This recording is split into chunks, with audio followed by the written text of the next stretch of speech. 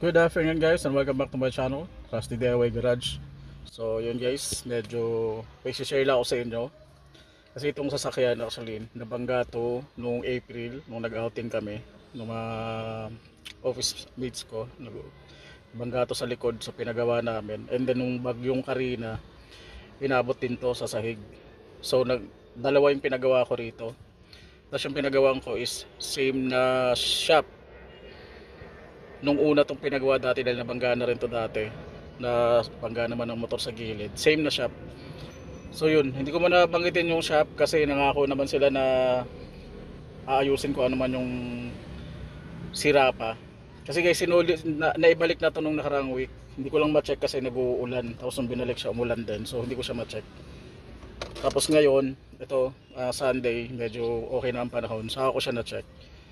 So ayun, nakaka-frustrate lang kasi second time to. Yung unang gawa rin, binabalik ko rin sa kanila kasi ang daming kulang. Walang headlight, yung signal light wala. Tapos itong ginawa nila rito sa ito kasing side na to, door hanggang doon sa ito sa sidings nitong engine bay, sira yan. So okay naman dito, ang problema doon sa loob hindi nila pininturahan. So kinalawang yung loob. Ayun, pag tinignan mo pa nga yan, gawa nila yan, ayan. Kulang sa pintura yan. Ako na nag-repaint yan. Kaya ganyan itsura ng pintura niya kasi ako na nagpintura niyan dahil kinakalawang na siya. So di ko man nabanggitin yung shop. Saka na lang kapag hindi na naayos to. Kasi pinadetailing ko to guys. Tingnan nyo yung gawa. Ayan. Tingnan nyo yung balik ng carpet. Hindi na nagpantay-pantay. Oh, ito dapat dito yan. Pantay dapat yan. Tingnan nyo naman. Nakaangat na to. Sobra-sobra. Medyo yung quality ng trabaho, ayan, oh, nakaangat na siya, hindi maganda. Tapos nung chinek ko pa siya, yun, ito una ko napansin, nakaangat kasi to, nakaangat to. By the way, ano to, si Suzuki Ertiga. Ayan, Suzuki Ertiga. Tapos ito nung napansin ko to, nakatagilid na tong cover na to, hindi siya pantay. So nung hinila ko, umangat. Yung pala, pagbaklas ko, putol. Yung dalawang pinagsasabitan nito. So ayan, oh. Parang ganito yan, sa kabilang side. Ayan, nakasabit siya dyan. Ganyan yung tsura niyan, nakapasok yan. So ayan, sa kabila rin. Kaya pala tabingin na siya. Tapos hindi siya nakapantay nung kinabit. Tapos nung hinihila ko na ano, kasi naputol nila, oh.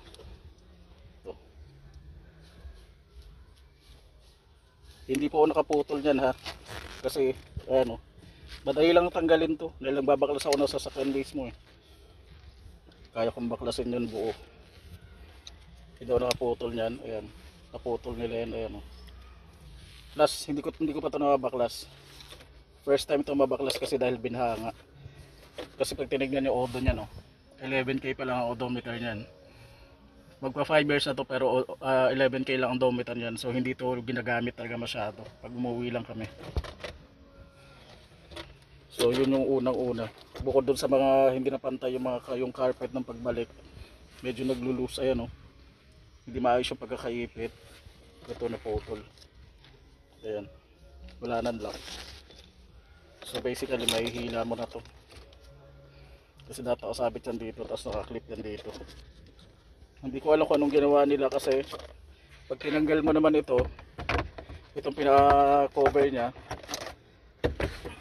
Ayan, pag tinanggal mo naman ito, ayan. Kasi pag tinanggal mo to, hinihila na lang to. Ayan, oh, nakapasok lang yan eh. Ayan, oh. Ayan, nakapasok lang yan ganyan, oh. Ayan, nakapasok lang yan dyan. Ganyan lang yan siya. Yan, apat na nakapasok. Yan, sabit lang yan. Ganyan lang yan siya. Hindi ko alam kung bakit naputol nila tong dito. Pinersa, hindi ko alam eh. Nakita ko lang siya kasi nung nakita ko ito nakatabingi yung pagkakabalik nito eh. Tabingi ito kaya nung tinignan ko, nila ko ito rito natanggal. Tapos isa pa guys, ayun, oh. yung door handle. Ayan. Mukhang yung detailing lang to guys, detailing lang. Supposedly walang ganitong kadumi to kasi itong dumi na to, dumi yan ng mekanang, ewan ko kung saan man yan. Pero usually kasi pagka magde-detailing ka dapat gumagamit ka ng guantes. Yan, ang dumi. Plus ito, ayan o.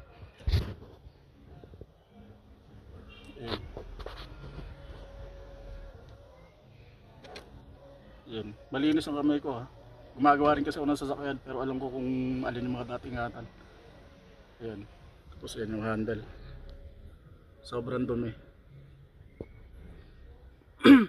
Pero ito minor naman kasi kaya ko na malinisin yan. So minor lang yan. Although sa quality kasi ng trabaho, una-una, di dapat yan. Before nila binalik.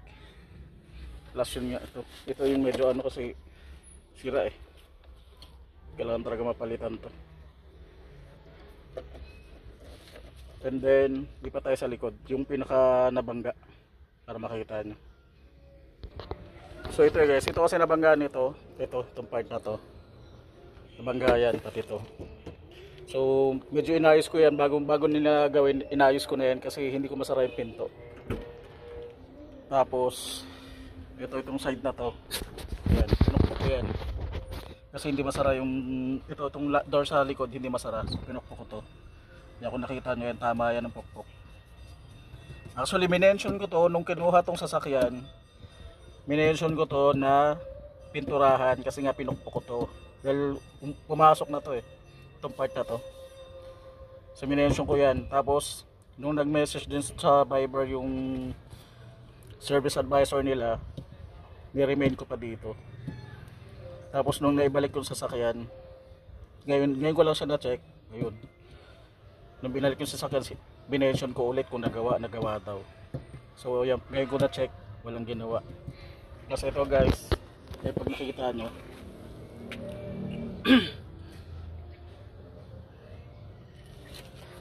so kung mapansin nyo, ayan. Kung hindi kasi makita sa camera, yan. Pero itong part na to, ayan o, magaspang. Kasi supposedly ito, may ano pa dapat to, clear coating, parang dito sa ibabaw, yan, makinis. May clear coating. Pero hindi sa ilalim, siguro kasi inisip na hindi na makikita, walang clear coating. Yan. Plus itong ilalim, ayan o, wala na, hindi na talaga inayos. Yung pag nakita mo, rough na rough, hindi na inayos yung pintura sa ilalim. Yun, hanggang dun wala na, parang inisprehan lang dito, tapos wala pang clear coating to. Tapos isa pa sa issue niyan guys, nasa oli, hindi to nasama, nawawala ang spare tire. Tapos itong cover ng ano, ito cover ng spare tire bolt, wala din. Tapos ito yung talagang ginawa. Ito kasi na-damage to eh. Itong part na to, na-damage yan. Ayan talaga ang na-damage dyan. Kasi dyan sumalpok yung sasakyan nung nakabangga. Pero tingnan nyo ano nangyari. 1 week pa lang to guys ang binalik sa amin ah. 1 week pa lang. Oh. Wait, hindi makita eh.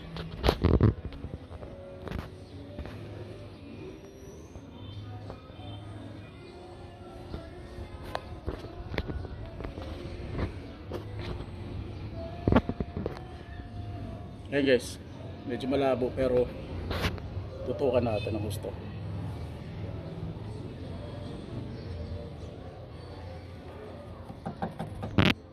Yan.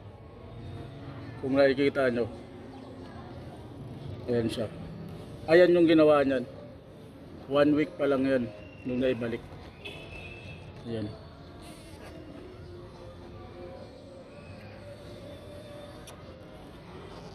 Kilalawang na siya.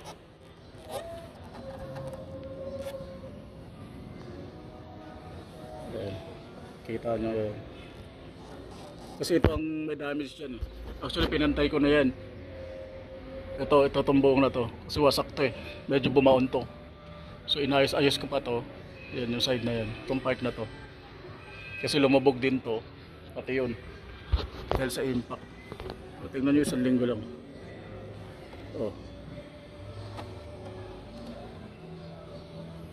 Ayan yung part na yan, inalawang na.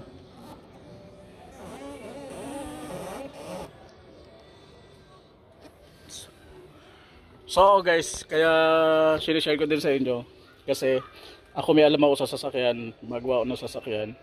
So naintindihan ko ano yung ginawa nila, nakikita ko. Although may experience na rin kasi ako nakaraan yung gawa nila dahil hindi nga maayos. Ang daming kulang. So binalik sa kanila itong sasakyan. Inayos ulit. So sinishare ko lang kasi para doon sa mga walang alam sa sasakyan, kawawa kasi pag nagpagawa kayo sa ganitong shop tapos ganito ang mangyayari, kawawa ang may-ari ng sasakyan, especially yung mga ilalim kasi napa-detail to yun. Hindi nila binanggit sa akin na nasira yun. Kung hindi ako marunong magbaklas, hindi ko malalaman na putol na yung lock nung cover ng shifter. So yun, kaya gusto ko lang i-share. So nakausap ko na naman yung nagdala nung sasakyan. Sabi niya ano daw niya sa boss niya na kunin. Yun lang kasi malayo ang shop eh. Tapos isipin mo 1.5 ang karga nito na gasolina, naubos. Kasi nagbi-blink na yung gasolina. Kaya medyo inano ko rin na kung kukunin nila ulit is mag-share kami sa gasolina kasi malayo, sa Regalado pa, sa Novaliches pang shop. Tapos andito ako sa Caloocan. So yun, hintayin ko muna kasi gagamitin namin itong unit muna, tapos baka ibalik ko sa kanila. Although talagang nakaka-frustrate kasi pangalawang beses na to. Medyo ang pangit ng gawa, sa totoo lang. Ayan o, magaspang o. Magaspang. Hindi kasi masyado maano eh, pero pag nakita mo ng personal, although okay naman ako, okay na ako dyan. Kaso ang problema itong ilalim nga, hindi na nila inayos palibasa, hindi siguro kasi hindi ka nakikita. Yan kasi pag nakatayo ka, hindi mo na makikita ito, hanggang dito lang makikita mo eh. So ito maayos. Problema pag dito mo sa ilalim sa sinilip, medyo balahura na yung gawa. Plus yun nga, ito, pinaka main concern mo, bakal to eh. Yan, bakal kasi to. Yung rear door na yan, bakal yan. So kailangan talaga maayos ang pintura niyan. Tapos 1 week lang, ayan, ganun na itsura niya. Yun, so chinecheck ko pa siya lahat, pero mukhang yun lang naman yung issue. Hindi ko muna banggitin yung shop, hintayin ko lang munang nakunin nila to at ayusin. Old, pangalawa na nga to, pangalawang beses din nila, nakaraan din ganun din ang nangyari, binalik yung sasakyan. So ako honestly hindi ko na siya marirecommend, pero hindi ko na babanggitin. Pero kung di maayos ang service nito pag binalik, mag-video ako ulit, babanggitin ko na yung shop. For now, ganun lang muna. Kung may gustong malaman ko ano yung pangalan ng shop, yun, i-message nyo na lang ako. I-discreet muna natin siya kasi may usapan na nga. Pag nangyari din sa inyo na nagpagawa kayo, i-double check nyo palaging maigi para at least may balik nyo sa pagtagagawa. Kasi ano, back job yan eh. Lalo na yung sira yung shifter, hindi pwedeng hayaan lang na sira shifter niyan. Kasi pinagawa mo kasi para maayos, tapos ang nangyari nasira tuloy, di ba? Ikaw kung di ka mapaprustrate sa ganyan, ayan oh. Walang kasira-sira to eh, maliban doon sa mga nabangga sa likod. Pero sa loob nito wala talagang problema kasi hindi naman to nagagamit masyado. So yun lang guys, maraming salamat. And message lang kayo kung may tanong kayo or kung gusto nyo malaman anong shop yun. Message nyo na lang po ako. Maraming salamat and God bless.